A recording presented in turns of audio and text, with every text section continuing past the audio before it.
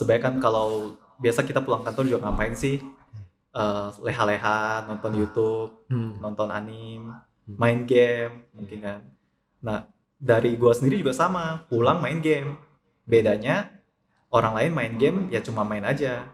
Kalau kalau gua sendiri main game itu main gamenya direkam. Kuncinya adalah selalu berikan yang terbaik sih, nanti pasti orang kayak akan membicarakan kita gitu loh. Kadang aku lihat kayak YouTuber baru itu bikin thumbnail aja nggak niat gitu loh. Gimana kamu mau berkembang gitu. Jadi kayak nggak ada yang instan lah, bahkan tuh bikin YouTube. Oke, selamat malam sobat-sobat. Kembali lagi kita di podcast hari ini. Malam ini kita kedatangan tamu spesial. Nah, namanya Lukito Mulyawan. Nah, beliau dia ini seorang YouTuber. Nah, dia tuh YouTuber yang mungkin kalian belum tahu. Nah, ini dia tuh YouTuber card game. Nama gamenya Legends of Runeterra. Lu juga ada main Marvel Snap berarti ya? Marvel Snap main. Marvel Snap juga main. Nah, kalian bisa sendiri nanti cek di YouTube-nya dia, namanya @luckycat, LUCKYCAD. Nah, kalau bagi yang penasaran, pengen tahu pengalaman Lukito dalam membangun channel YouTube seperti apa mungkin, atau yang baru mau memulai mungkin, atau yang udah mulai terus bingung kayak, aduh gue mesti ngapain lagi sih? Oh, gue mesti melakukan apa lagi sih supaya YouTube gue berkembang banget, atau gue kayaknya stuck nih gitu, nggak ketemu ide nih buat ngelanjutin apa sih konten selanjutnya, apa yang buat dimasukin ke YouTube gitu ya. Nah, tunggu apa lagi? Nah, hari ini kita akan mengulas itu semua di podcast ini gitu. Oh sorry. Nah, teman-teman, sebelum kita mulai, jangan lupa kalian bisa cek juga sosmed Landak. Di Instagram ada, di TikTok ada, YouTube ada, di LinkedIn juga ada loh, bahkan di Facebook ada, Twitter juga ada. Nah, kalian bisa cek juga semua sosmed kita yang mau follow biar nggak ketinggalan informasi tentang hukum, atau podcast kita yang dulu-dulu juga udah ada di situ. Nah, kalau mau dengar audionya doang yang pelengkap podcastnya juga bisa dicek di Spotify, di YouTube, semua ada. Nah, gitu. Oke, kalau gitu kita mulai aja nih. Lo dulu, kalau gue lihat, lo dulu kuliah di Atmajaya sebagai sarjana teknik mesin. Betul. Tapi sekarang di YouTube gitu ya. Nah, sekarang posisinya lo masih bekerja juga di PT. Kayaknya lo masih bekerja juga ya sekarang ya. Masih bekerja sambil juga sama YouTube gitu ya. Luar biasa emang. Berarti lo 9 to 5 kantor, habis itu pulangnya masih YouTube. Muter aja gitu terus. Luar biasa sih. Lu dulu juga pernah menjadi asisten lab ya di Atmajaya, udah pernah jadi asisten lab juga ya kan, terus juga dulu udah pernah jadi intern bahkan di Jepang. Gila, ini pengalamannya luar biasa sih. Iya, gue emang udah melakukan research latar belakang. Sebenarnya riset kayak gitu nggak usah ya. Nggak terlalu berhubung. Biar lengkap. Mungkin sampai batas kuliah itu masih oke lah. biar lengkap. Oke, kalau gitu gue mulai dari pertanyaan pertama. Gimana sih perjalanan lu sebagai YouTuber tuh dimulai? Apa sih yang mendorong lu membuat channel YouTube? Oke, jadi awalnya itu bermula dari keisengan. Waktu itu lagi pandemi itu banyak free time, jadi mau memanfaatkan free time dengan sebaik mungkin. Jadi waktu itu juga sempat coba usaha, sempat jual baju, sempat jual makanan, sempat jual desain. Tapi ujung-ujungnya kepikiran bikin YouTube. Nah, awalnya itu bikin YouTube-nya itu karena lihat banyak teman-teman yang teman SMA lah atau teman kuliah lah, itu pada coba mulai bikin YouTube. Kebetulan ada satu teman juga yang bikin YouTube dan udah sukses. Jadi mungkin semua pada pengen menjadi seperti dia, jadi semua pada coba.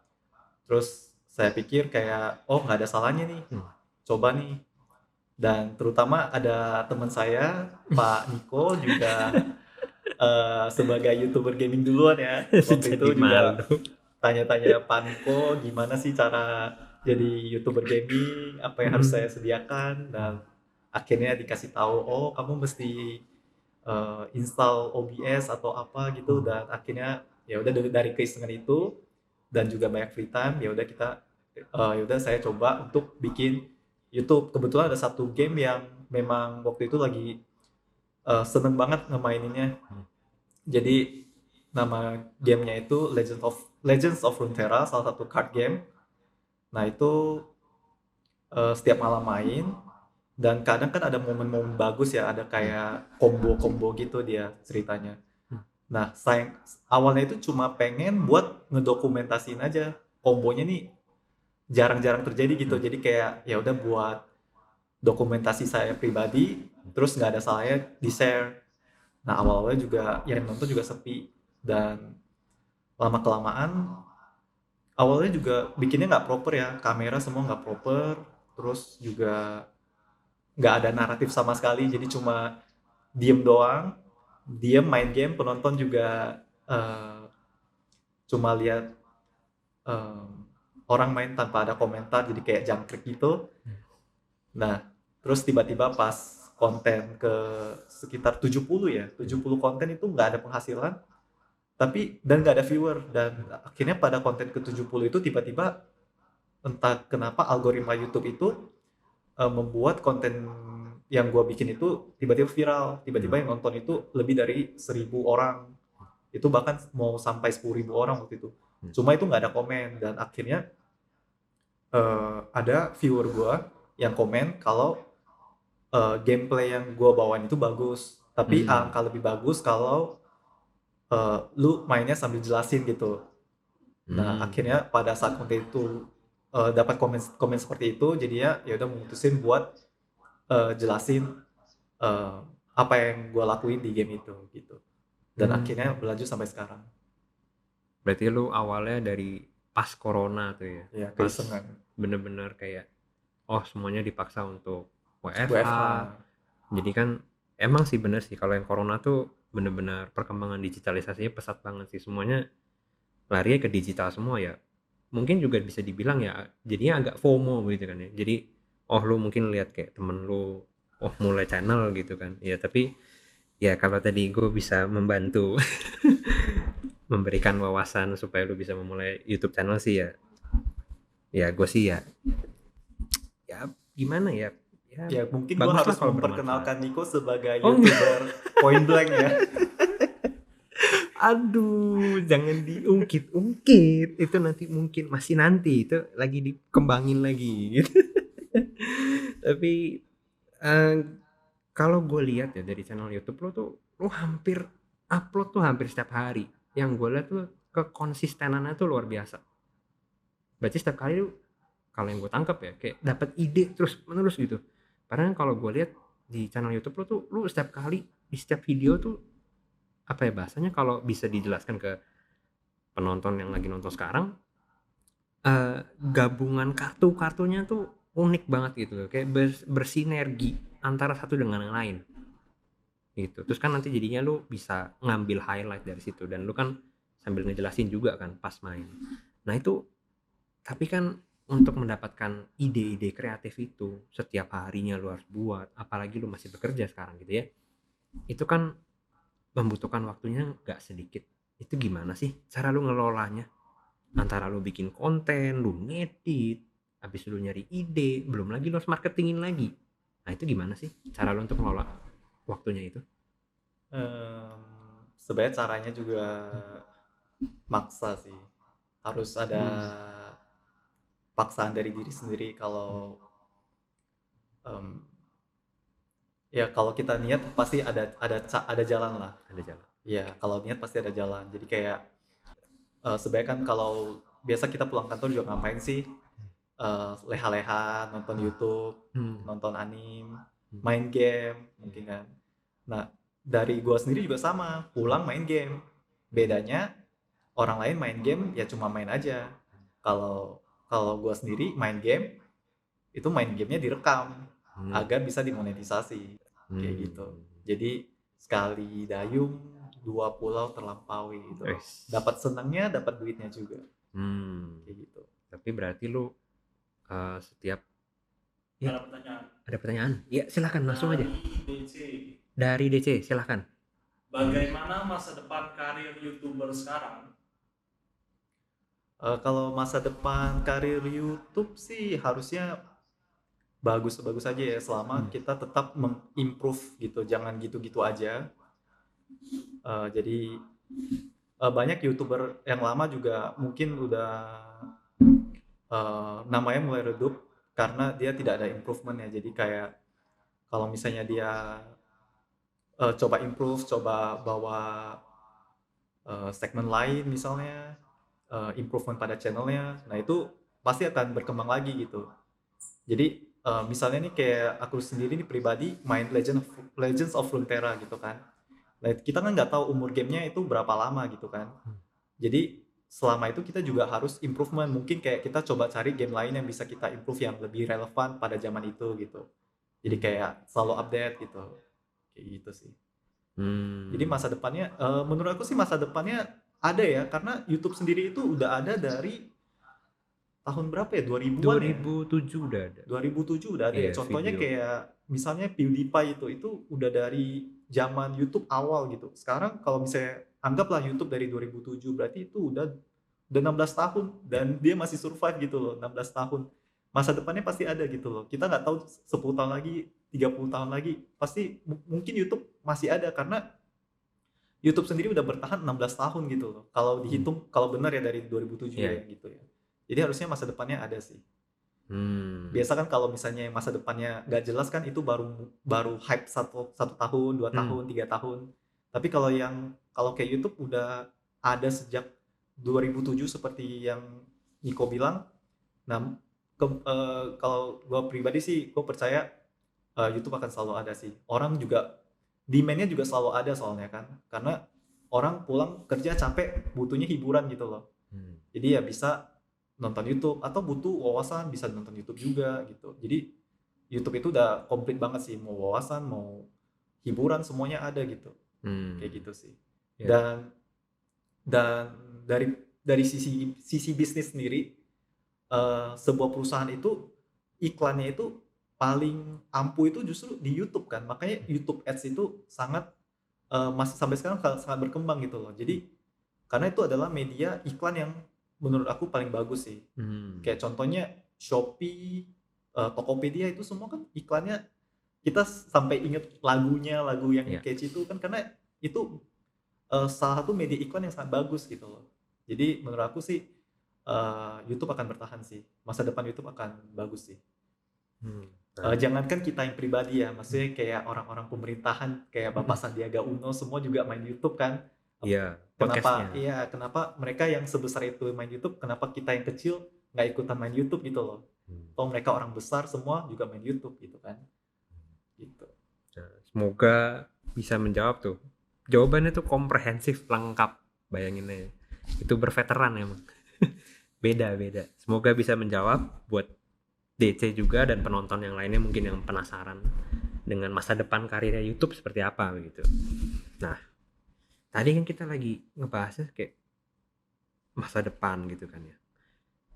Nah, kalau gua semisal gue nanya, lu produksi videonya tuh pakai software apa sih? Atau pakai peralatan apa sih buat lu ngerekam? Apakah harus yang bahasanya gimana? High end banget atau yang canggih banget? Oh, harus kualitas kameranya jernih, atau pokoknya cahayanya terang, atau mungkin dari audionya harus bagus, atau mungkin cuma dari sebatas dari kualitas kontennya yang lu berikan itu bagus.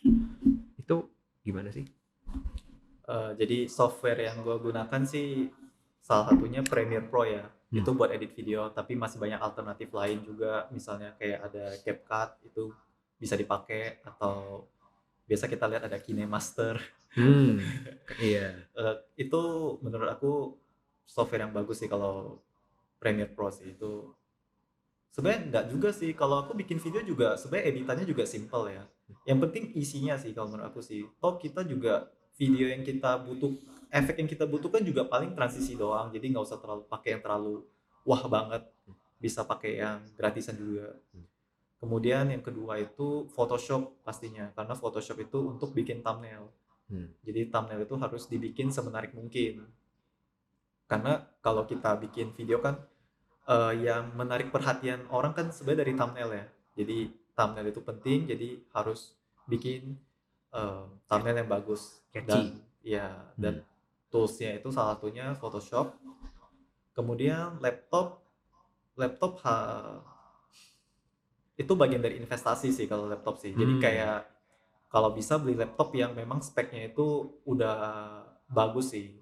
Menurut aku sih laptop itu salah satu investasi aku yang paling Balik modal. oke, paling balik modal. Jadi kayak jangan beli yang cuma buat main game gitu loh, tapi VGA-nya dari CPU-nya, dari GPU-nya gitu kan.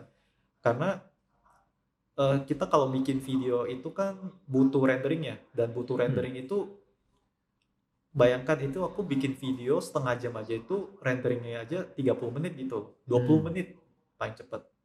Nah seandainya kalau aku pakai laptop yang spesifikasinya rendah, itu rendernya mungkin bisa 2 jam, 3 jam gitu kan. Nah itu kan nggak produktif gitu.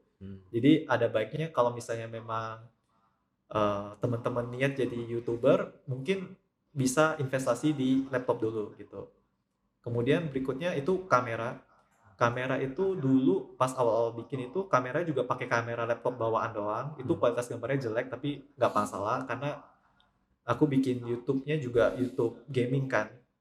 Jadi muka aku itu kecil gitu. Jadi kualitas gambar tidak terlalu mempengaruhi gitu. Mau blur mau apa masih bisa ditoleransi. Terus waktu itu juga secara mikrofon untuk nangkap suara, tools yang lainnya itu dulu juga pakai bawaan laptop. Jadi suara yang ditangkap juga blur, jelek gitu kan. Nah itu nggak ada salahnya kita mulai dulu, nanti lama-lama dapat penghasilan mungkin dari YouTube lama-lama. Nah kita mulai investasi nih ke tools-tools yang lain nih, misalnya kayak beli webcam yang lebih proper, beli mikrofon yang lebih proper, supaya kita meningkatkan kualitas dari video kita sendiri gitu. Nah itu sih. Jadi emang ya kalau emang udah ada niatnya ya mulai dulu aja gitu kan. Iya. Dan ini kalau buat nangkap gambar itu bisa pakai HP pribadi. Jadi HP pribadi itu bisa jadi alternatif kamera. Nah semua orang kan punya HP kan. Jadi bisa dipakai juga itu. Jadi nggak ada alasan kalau untuk nggak memulai sih. Karena semua orang pasti punya HP gitu. Jadi nggak usah mesti beli webcam. Tapi saran aku sih memang kalau mau jadi content creator sih harus beli laptop yang bagus sih. Jadi harus ada investasi di awal juga gitu. Harus ada effort di awal juga gitu. Kayak misalnya kita mau buka usaha makanan, ya kita harus effort, tabung duit, beli gerobak gitu loh. Beli gerobak yang bagus. Nggak mesti toko dulu, beli gerobak dulu. Kemudian kalau misalnya mau bikin baju, ya setidaknya beli mesin jahit dulu mungkin. Nah itu investasi di awal sih. Gitu. Jadi anggapannya ini ya kalian harus mikirnya juga sebagai investasi gitu ya. Ya ini investasi nanti supaya kalian bisa bikin konten supaya bisa muterin gitu loh. Nanti ada uang tambahan, dapat rezeki dari bikin konten gitu ya. Kita bisa upgrade pelan-pelan. Iya, bisa upgrade pelan-pelan gitu. Jadi emang nggak ada alasan juga untuk nggak mulai sebenarnya begitu ya. Nah itu tadi juga banyak banget sih software yang udah di list sih sama lu yang kira-kira bisa dipakai gitulah. Kalian bisa cari alternatif yang gratisannya juga ya di Google banyak. Ya bisa dicari Google juga banyak alternatif. Apa? Oh. Dari Ten Martin di YouTube. Oke. Apa strategi personal branding Koko di YouTube? Silakan. Strategi branding sih dari subscriber ya. Yang pertama sih bikin konten yang selalu unik ya. Jadi di saat orang bikin konten yang serius banget, yang terlalu mainstream, nah aku bikin kontennya tuh selalu yang out of the box, yang jarang orang lakuin gitu. Jadi kayak misalnya kalau aku analogiin game ya, kalau di game itu ada kombonya tuh combo yang meta, ada combo yang meme gitu. Meta tuh apa? Meta yang itu yang meta tuh yang banyak yang dipilih orang gitu loh, kayak misalnya yang win rate-nya tinggi gitu. Combo Nah, yang sering dipakai orang combo untuk yang sering menang. dipakai. Ya. Kalau misalnya kalian pemain Mobile Legends mungkin waktu itu misalnya yang lagi meta itu misalnya siapa ya lupa juga. Ya udah lama itu. Gitulah. Mungkin ya waktu itu metanya Alucard gitu. Tapi aku mainnya Zilong gitu, mainnya Mia gitu yang jarang orang pick. Tapi nggak tahu sih sekarang Mia masih meta atau enggak gitu. Ya Kayaknya udah pokoknya kayak nggak terlalu gitulah. sih. Ya di saat orang bikin yang mainstream, kita bikin yang beda sendiri gitu. Terus yang kedua itu bikin thumbnail. Thumbnail itu mencerminkan kita sih. Jadi kita kayak lihat thumbnail langsung udah tahu oh ini thumbnailnya Lucky Cat gitu. Jadi kayak oh langsung orang tahu gitu. Terus brandingan aku sendiri juga ya selalu bawa hal yang ini sih sampai dikenal banyak orang sih. Jadi banyak dibicarakan karena YouTube itu kan bagian dari media sosial ya. Jadi kalau lu sendiri membawakan hal yang unik dan orang itu senang, orang itu bisa share ke teman-temannya kayak lihat nih ada video yang unik, ada yang video yang out of the box gitu. Nah itu juga secara nggak langsung bisa jadi marketing kita sendiri gitu loh. Kayak kita nggak usah marketing, biarkan orang lain yang memarketingkan kita gitu. Dan biasa juga nggak jarang ada konten kreator lain lihat permainan kita unik gitu kan. Oh teknik kita unik, terus dia coba meniru kita. Nah biasa kalau konten kreator yang baik sih dia bakal kasih semacam shout out gitu loh. Kayak dimension gitu. Ya. Thanks to Lucky Cat for sharing this combo gitu. Okay. Nah itu juga marketing dari secara nggak langsung aku dipromotin sih gitu. Nah dulu kalau nggak salah aku punya pengalaman itu jadi ada konten kreator yang sejenis yang card game ini, yang Legends of Runeterra ini, itu ada yang nomor satunya gitu. Itu subscribernya udah 100.000 gitu. Indonesia? Luar negeri. Luar internasional. Internasional. Jadi entah kenapa tiba-tiba dia mention aku gitu, kayak dia pakai deck aku nih, dia lihat deck aku itu unik banget gitu. Jadi dia bikin dan mention nama aku. Dan secara nggak langsung tiba-tiba subscriber aku naiknya meningkat drastis. Gitu. Kalau pengalaman untuk YouTuber Indonesia waktu itu ada yang namanya Lutfi Halimawan. Itu kalau yang kenal biasa panggilnya Bang Upi. Thank you Bang Upi, shout out buat Bang Upi. Jadi waktu itu dia sempat sekali dia post di Instagram dia bilang follow Lucky Cat, YouTuber Indonesia tentang Legends of Runeterra yang decknya itu out of the box banget. Nah itu dalam 2 hari atau 3 hari itu subscriber aku nambah 2.000, itu luar biasa sih pengaruhnya. Jadi kuncinya adalah selalu berikan yang terbaik sih, nanti pasti orang kayak akan membicarakan kita gitu. Hasil nggak mengkhianati usaha. Betul. Lah ya. Nanti orang ya, udah meskipun mulai sekarang masih nggak terlalu besar ya, tapi menurut aku udah cukup oke sih, udah cukup booming sih, karena aku sendiri gua sendiri tahu kalau game ini juga memang pasarnya itu nggak seluas MOBA ya, jadi kayak peminatnya juga nggak terlalu banyak, tapi menurut aku so far udah cukup sih Bun. Kalau bisa makin besar ya oke juga. Iyalah ya, kalau bisa makin besar kenapa enggak gitu ya. Tapi emang luar biasa sih sampai di mention juga sama konten kreator yang lain juga gitu ya. Tapi berarti lu di YouTube doang? Apakah lu memposting beberapa klip permainan lu di Instagram kah atau di TikTok? Enggak sih. Fokus di YouTube doang aja. Fokus di YouTube doang. Karena belum ada tim juga kan gitu. Ya. Jadi kayak kerja semampu kita aja dulu lah. Jadi benar-benar postingan tiap hari, nanti algoritma YouTube nanti bakal bawa gitu ya. Nah, gue pengen tanya juga sih, lo kalau gue lihat di konten lo juga ngomongnya dalam bahasa Inggris.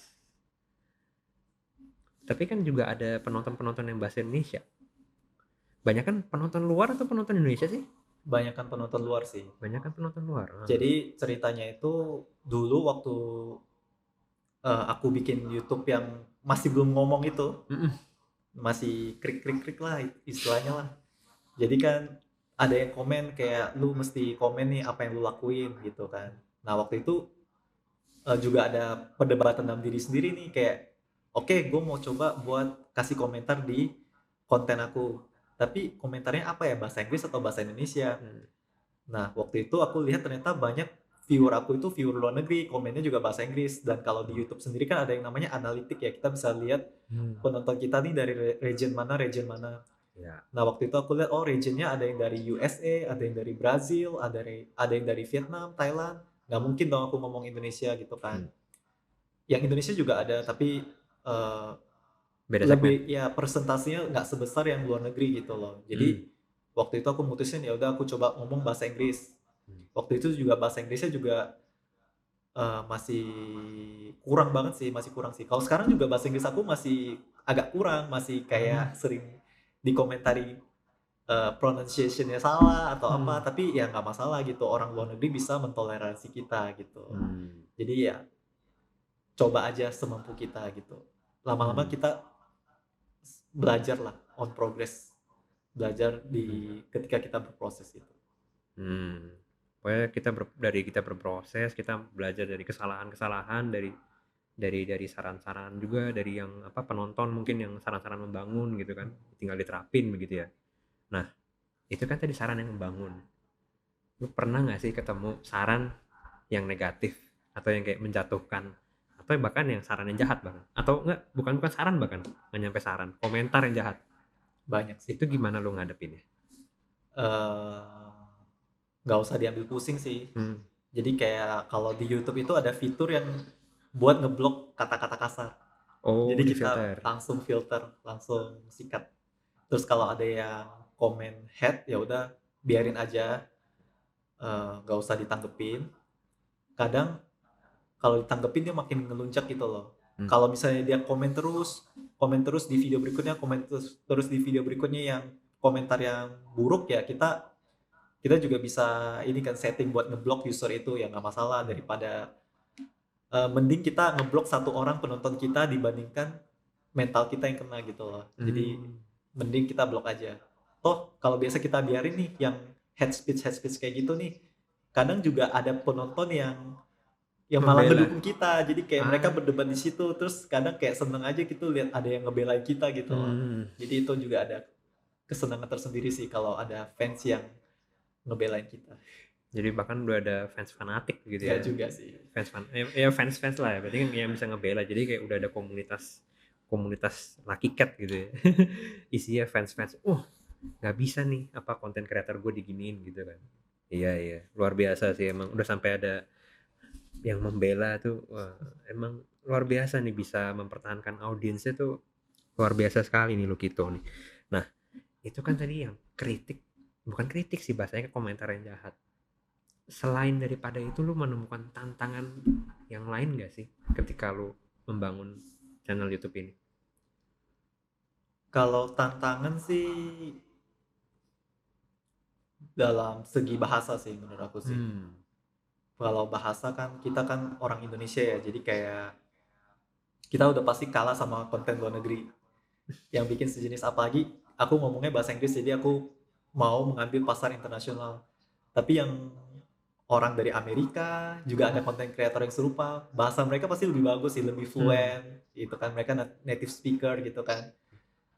Ya, jadi mereka punya kayak semacam unfair advantage gitulah, mereka punya kelebihan bahasa gitu tanpa mereka harus belajar gitu loh. Kalau kita kan mesti belajar bahasa Inggris gitu kan. Nah, mereka udah dari lahir ngomong bahasa Inggris, jadi jelasinnya juga lebih fluent dan mereka juga bisa lebih luas menyampaikannya, bisa sambil bercanda atau apa gitu. Kalau kita kan terlimitasi dari kena bahasa ya, jadi takut malah bahasa kita yang aneh, bahasa kita yang salah gitu, jadi bahan ketawaan gitu. Jadi kayak kadang ya bahasanya masih terlalu formal sih, jadi bawaannya kurang fun dibandingkan YouTuber luar negeri yang emang udah fluent banget bahasa Inggrisnya. Jadi malah dari segi bahasa ya gitu ya, karena lu memang mau go international gitu. Sama tantangannya sekarang sih kayak waktu, ide juga jadi tantangan sih. Apalagi kalau mulai developernya update-nya lama gitu. Sebenarnya kalau misalnya kayak ide itu nggak habis-habis tuh ada peranan dari developer gamenya juga. Developer gamenya sering kasih update gak? Kalau kasih update, kasih konten baru ya itu Terus. bisa jadi bahan kita untuk mengeksplor konten-konten itu. Tapi kalau udah gamenya udah lama nggak update, nah itu kadang kita kayak udah mulai burn out, udah nggak tahu mau ngapain lagi gitu kan. Nah itu sih. Jadi kalau misalnya kalian mau jadi content creator game juga pilih game yang developernya nih benar-benar mengembangkan game ini dengan rasa cinta gitu loh. Jadi Passionnya kayak ya ada. passionnya gitu loh. Jadi dia kayak gamenya nggak mati gitu loh. Jadi ada konten yang buat konten kreatornya untuk mengeksplor lebih jauh juga gitu. Jadi Dan kebetulan game yang aku mainin dia sering update. Jadi akhir-akhir ini agak jarang sih, tapi nggak masalah. Soalnya kontennya juga udah terlalu banyak, jadi bisa di combine atau kalau misalnya kalian kehabisan ide juga bisa cari konten yang kalian bikin mungkin 3 bulan lalu itu mungkin bisa dibikin versi barunya, di-refresh sedikit gitu. Itu juga bisa. berarti ide-ide yang lama pun bahkan masih bisa masih bisa dibawain lagi begitu ya. Betul. Terus, Jadi ada tantangan tapi kita jangan berdiam diri, kita harus ada cari solusi juga gitu. Contohnya kayak aku ini, misalnya nih udah kehabisan konten dalam bahasa Inggris, ya udah aku bikin konten dalam bahasa Indonesia, aku bikin channel barunya itu spesifik ngomong bahasa Indonesia, kontennya sama tapi komentarnya bahasa Indonesia. Jadi aku dapat konten baru lagi, padahal idenya sama. Idenya simple ya, cuma dibikin bahasa Indonesia aja ya, cuman gitu, luar biasa sih emang. Kita selalu mencari ide lah gimana caranya, kalau udah ide mentok kita coba cari jalan lain gitu ya. Jangan cuma bisa pasrah lah gitu. I see. Oke. Luar biasa sih memang. Nah, kalau soal waktu, apakah itu jadi masalah? Karena kan lo 9 to 5 masih kerja. Ya, Kalau malamnya lu cuma disediakan berapa jam dan lu juga harus beristirahat gitu kan. Itu kendala besar nggak sih sebenarnya buat lo? Ya waktu sih kendala juga ya. Jadi kalau misalnya kayak aku sih udah mikirin kalau misalnya ini udah mulai berkembang, ya kita mungkin harus memikirkan kalau untuk lebih fokus pada satu hal gitu. Karena jangan sampai kita terlalu overwork gitu sampai merusak diri kita sendiri gitu loh. Ini pemberitahuan nih. Kan kita kayak jangan kerja sampai sakit lah, jangan kerja sampai mental kita rusak gitu loh. Jadi kayak ya hidup harus balance, harus dinikmati juga gitu. Jadi kalau aku pribadi sih kalau udah mulai kalau sekarang sih udah mulai stabil, udah bisa menghasilkan, udah bisa memberikan gua penghidupan. Jadi mungkin gua akan concern untuk pilih salah satu untuk yang aku fokusin gitu. Nanti kedepannya mungkin aku bisa kembangin lagi alternatif penghasilan yang lain. Tapi yang masih relevan dengan yang aku jalanin sekarang gitu. Kayak misalnya ya bikin konten lain lah, mungkin mengeksplor konten lain gitu. Atau game lain mungkin lo Mengeksplor gitu game ya. lain, bikin channel lain, tidak masalah. Berarti ini kalau mau fokus full time kayaknya gue udah tahu jawabannya yang mana nih. Ya dong. Ini kayak pemberitahuan dong. Iya. Buat yang nonton mungkin ini pemberitahuan apa ya? Soft announcement. Gitu. Gue pengen nanya juga nih, selama lu membangun channel YouTube lu pernah di-sponsor nggak sama merek lain? Kalau sponsor itu dulu pernah sponsor dari website yang berhubungan dengan game Legends of Runeterra itu sendiri. Jadi waktu itu ada yang namanya websitenya itu Mastering Runeterra, itu sampai sekarang juga masih ada. Itu jadi aku disuruh kayak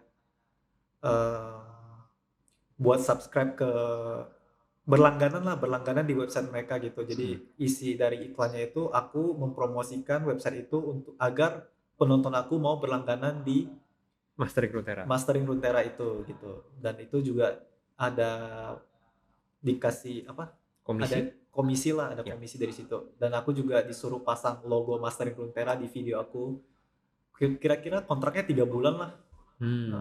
Jadi dari situ juga kita selain dari AdSense kita juga bisa dapat penghasilan dari branding.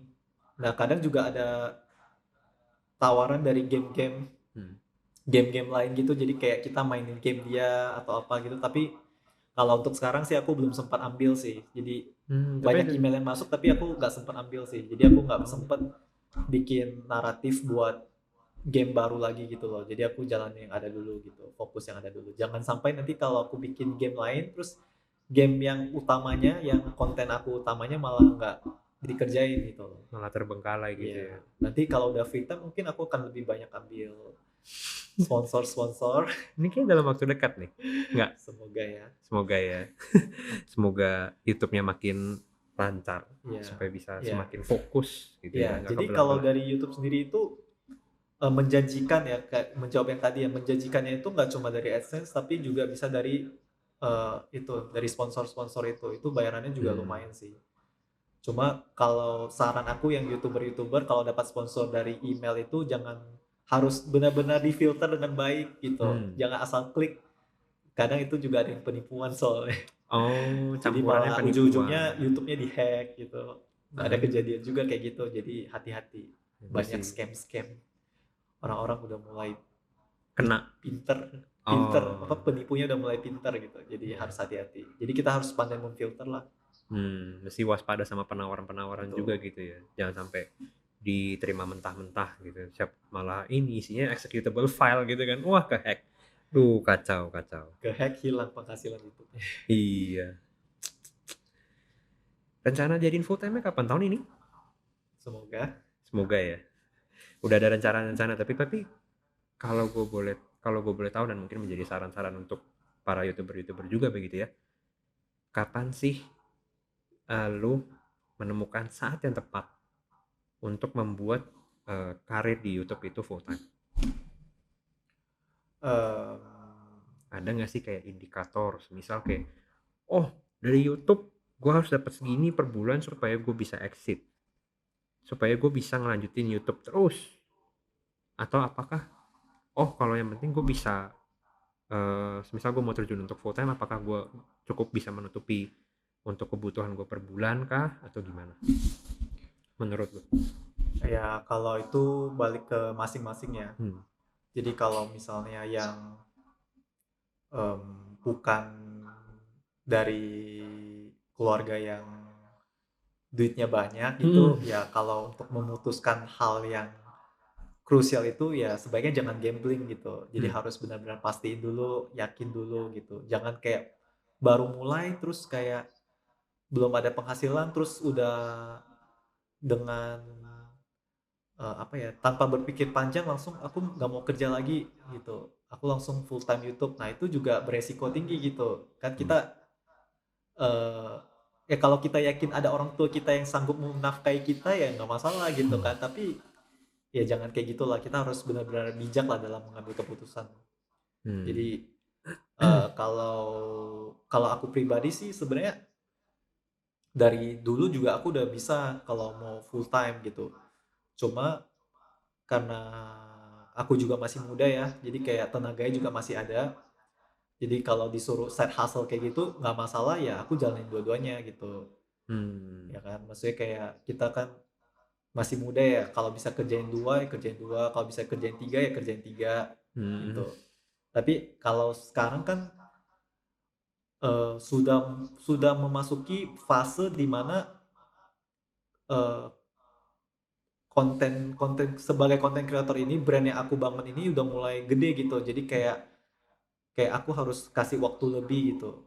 Nah itu sih yang jadi pertimbangan sih, kayak ini udah saatnya gitu, kayak ini udah harus lebih diimprove nih dan aku butuh waktu untuk mengimprove-nya gitu. Kalau aku nggak punya waktu buat riset ya aku nggak akan punya waktu buat mengimprove brand yang aku udah bangun ini gitu. Jadi titiknya itu pas kita udah merasa kita harus memberi perhatian lebih lah pada YouTube yang kita bangun ini gitu. Berasal dari feeling gitu ya. Feeling dan juga mungkin dari audiens juga, kita harus memperhatikan audiens gitu ya. Mungkin kalau audiensnya udah mulai rame nih, mungkin gue juga harus invest waktu lebih buat kesini gitu ya. Jadi kayak awal-awal kan video aku kan simple banget tuh, nggak ada naratif, terus editannya juga biasa-biasa banget gitu kan. Nah, kalau akhir-akhir ini sih edit dulu juga videonya juga pendek, paling cuma 10 Hmm. menit, 15 menit.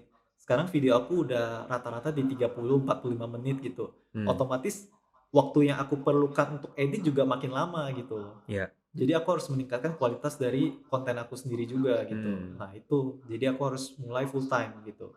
Dan Hmm. aku juga kadang juga ada kayak penjelasan di awal, jadi aku harus bikin skrip di awal Hmm. kayak gitu, dan aku harus bikin thumbnail yang lebih bagus, dan itu makan waktu.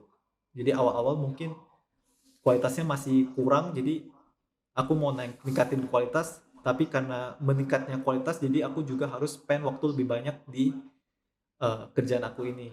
Nah, lama-lama kan aku nggak punya waktu buat itu, jadi aku harus pilih salah satu. Ketika dirasa mungkin sudah ini udah mulai makan banyak waktu, gua lebih banyak lagi nih. Nah, itu mungkin waktunya lu untuk apa?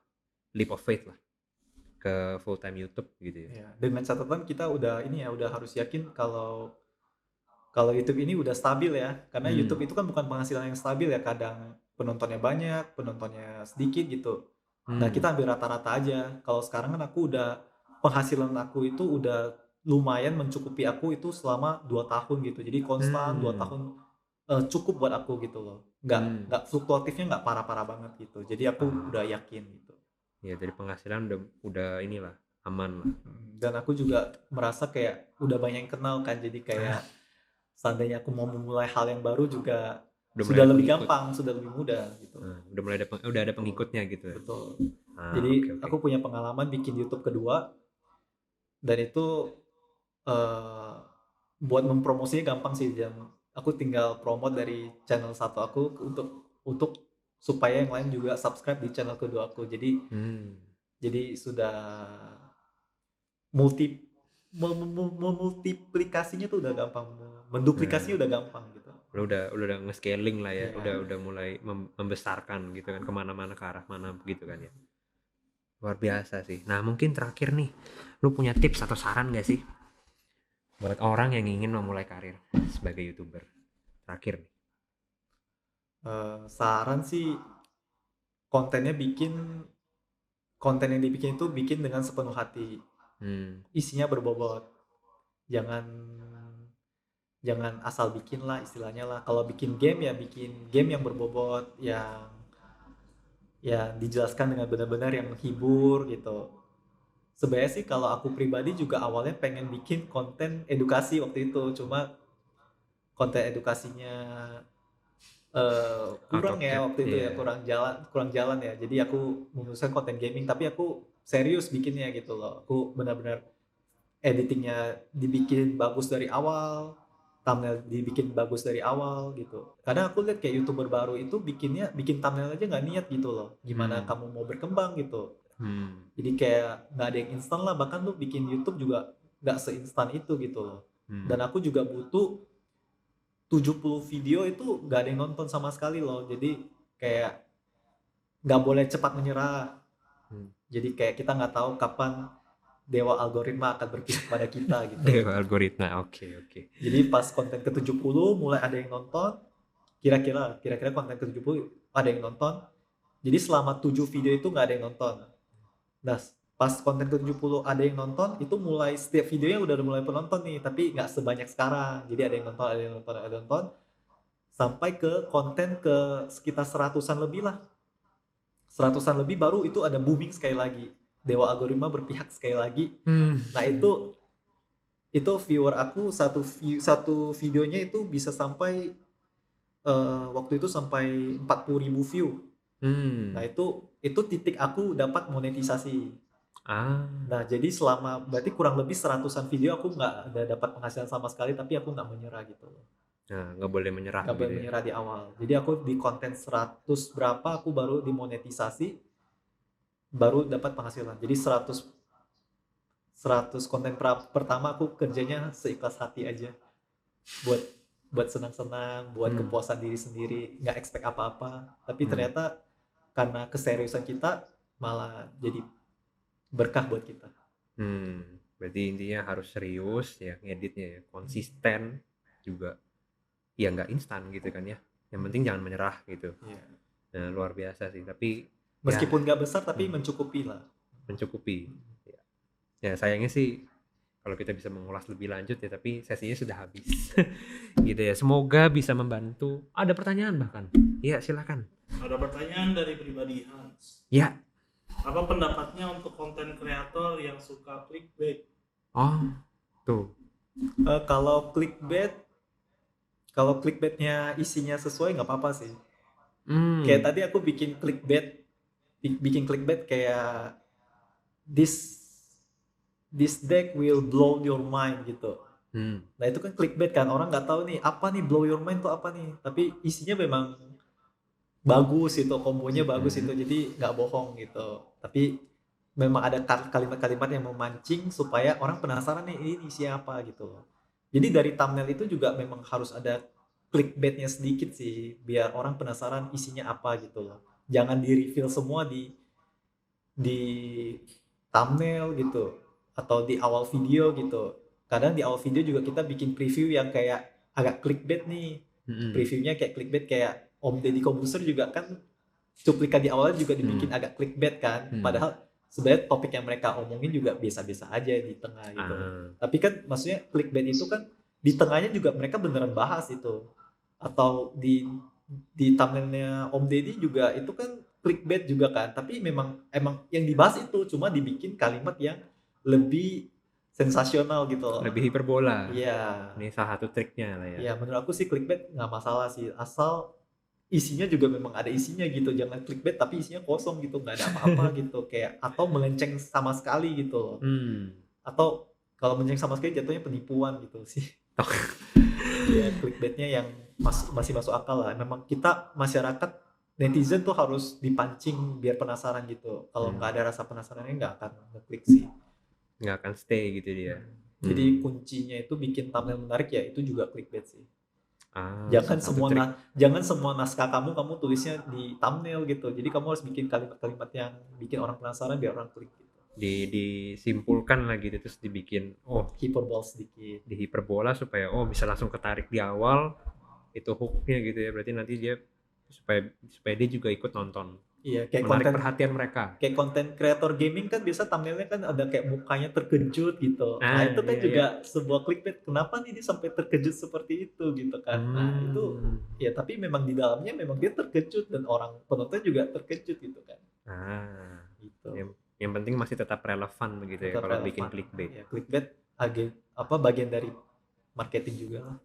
Dari marketingnya. Ini salah satu triknya nih buat penonton YouTuber mungkin. Ada lagi pertanyaan? Nah ini sepertinya masih. Lanjut. Kalau konten kreator yang cuma ngejual dada paha seksi, apa pendapat? Waduh.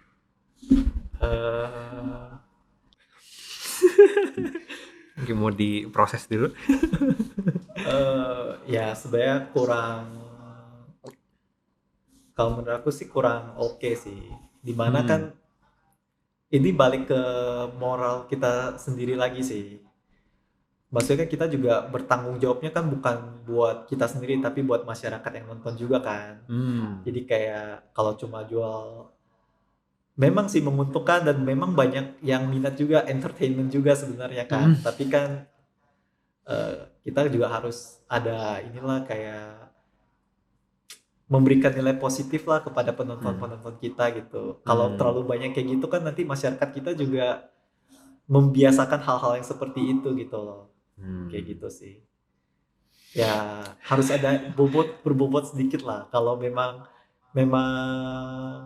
penampilannya menarik, nah itu kan memang nilai plus buat dirinya gitu loh. Jadi konten creator gaming ya nggak masalah. Jadi kayak penampilan kamu bagus, skill kamu bagus, itu kamu bagus gitu. Tapi kalau penampilan menarik tapi nggak ada skill juga jatuhnya annoying sih lama-lama sih kayak gitu.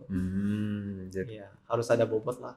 Penampilan juga penting sih, tapi jangan cuma itu yang dijual. Kita juga harus memberikan value lah. Anggap kita punya tanggung jawab buat penonton kita gitu.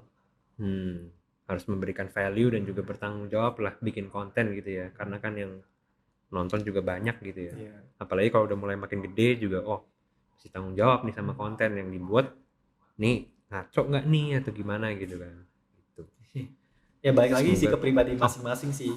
Jadi kalau memang dia orangnya care untuk hal gituan ya, kalau kayak aku pribadi kan aku care yang gituan kan. Jadi kalau aku bikin konten juga ngomongnya sopan, nggak kata kasar nggak maki-maki, nggak kuat. toxic gitu Ya. kan. Jadi balik lagi sih ke value masing-masing sih, apa yang lu percaya sih. Kayak dulu juga aku sempat bikin video tutorial, video ya yang edukasi gitu, ya itu karena aku waktu itu pikirnya juga mau memberikan value kepada penonton aku gitu. Tapi sekarang aku jadi content creator gaming ya juga aku memberikan value. Karena juga dari game ini kan gak cuma ya memberikan value lah. Yang main game ini juga kan sebenarnya bisa menghasilkan duit ya. Ada yang ikut turnamen jadi bisa dapat ilmu-ilmu dari aku juga sih. Siapa tahu mereka juara turnamen dapat $20,000, ya itu rezeki mereka juga. Jadi aku juga memberikan value dari game. Gitu. Iya, tergantung keyakinan masing-masing ya memberikan value gitu ya. Maksudnya kan aku game, tapi ada value gitu loh. Sekarang kan zamannya e-sport, orang bisa berpenghasilan dari main game juga gitu. Jadi bisa mendapatkan ilmu-ilmu dari aku juga gitu.